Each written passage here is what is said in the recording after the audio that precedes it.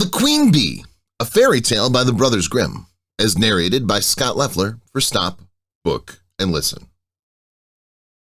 Two kings' sons went out in search of adventures and fell into a wild, disorderly way of living so that they never came home again. The youngest, who was called Simpleton, set out to seek his brothers. But when at length he found them, they mocked him for thinking that he, with his simplicity, could get through the world when they too could not make their way and yet were much cleverer.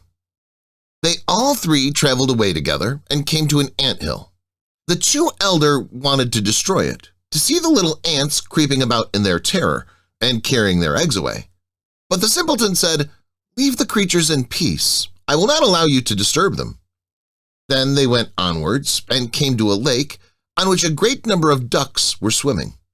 The two brothers wanted to catch a couple and roast them, but Simpleton would not permit it and said, "Leave the creatures in peace. I will not suffer you to kill them."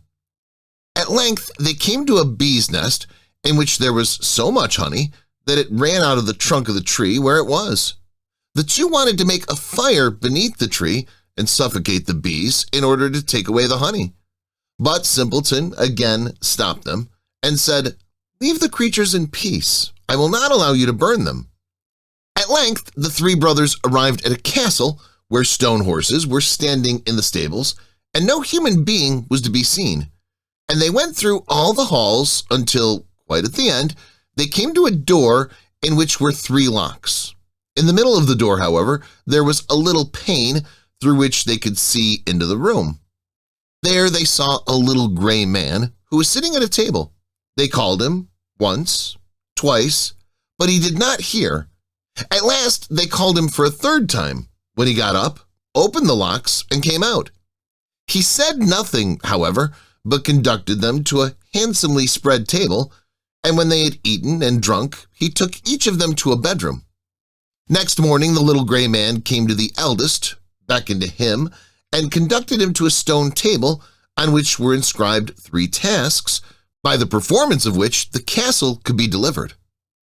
The first was that in the forest, beneath the moss, lay a princess's pearls, 1,000 in number, which must be picked up, and if by sunset one single pearl was wanting, he who had looked for them would be turned to stone. The eldest went thither and sought the whole day, but when it came to an end, he had only found 100, and what was written on the table came to pass, and he was changed into stone. Next day the second brother undertook the adventure. It did not, however, fare much better with him than with the eldest. He did not find more than 200 pearls and was changed to stone. At last the turn came to Simpleton also, who sought in the moss. It was, however, so hard to find the pearls, and he got on so slowly, that he seated himself on a stone and wept. And while he was thus sitting, the king of the ants, whose life he had once saved, came with 5,000 ants, and before long the little creatures had got all the pearls together and laid them in a heap. The second task, however, was to fetch out of the lake the key of the king's daughter's bedchamber. When Simpleton came to the lake, the ducks, which he had saved, swam up to him, dived down, and brought the key out of the water. But the third task was the most difficult. From amongst the three sleeping daughters of the king was the youngest and dearest to be sought out. They, however, resembled each other exactly and were only to be distinguished by their having eaten different sweet meats before they fell asleep. The eldest, a bit of sugar, the second, a little syrup, and the youngest, a spoonful of honey. Then the queen of the bees, which Simpleton had protected from the fire, came and tasted the lips of all three, and at last she remained sitting on the mouth which had eaten honey, and thus the king's son recognized the right princess. Then the enchantment was at an end. Everything was released from sleep, and those who had been turned to stone received once more their natural forms.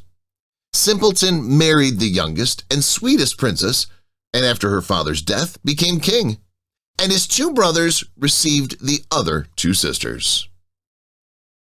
Thanks for listening. If you enjoyed the book and our narration, please leave us a like and subscribe to Stop Book and Listen so you'll know when we publish more books.